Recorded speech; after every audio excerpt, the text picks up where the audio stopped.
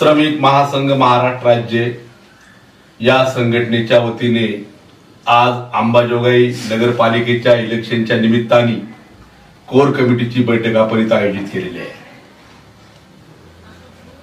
खरा जर विचार केला, अंबाजोगाई शहराचा जर विचार केला तर इथला बहुजन समाज असेल, दलित समाज असेल, श्रमिक समाज असेल, या समाजाला इथं पाण्याचा प्रश्न असेल, इथं रेशनचा प्रश्न असेल, इथं नाल्यांचा प्रश्न असेल, इथं सर्व समावेशक सर्व समाजाच्या हाताला काम देण्याचा प्रश्न असेल, असं कुठल्याही पक्षाने इथं काम केलेलं नाही।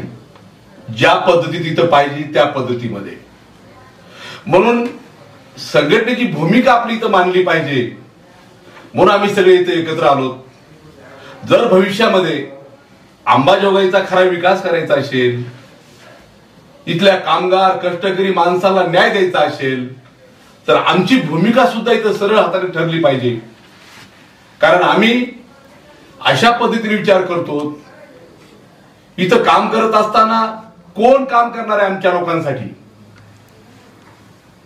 दीनदलित कष्टकरी श्रमिक समाज बहुजन समाज जो इथं राहतो, या समाजासाठी कुठला पक्ष काम करणार आहे याची चाचपणी आमची सध्या सुरू आहे। आणि जो पक्ष आम्हाला प्रामाणिकपणे शब्द देईल की आम्ही इथल्या कष्टकरी कामगार श्रमिक लोकांच्या हाताला काम देऊ, इथला घरकुलचा प्रश्न असेल, नाल्याचा प्रश्न असेल, पाण्याचा प्रश्न असेल, आम्ही हक्काने सोडू, अशा पक्षाला ताकद देण्याचं काम श्रमिक महासंघ करेल। बघू 2 दिवसामध्ये काय काय प्रक्रिया होती।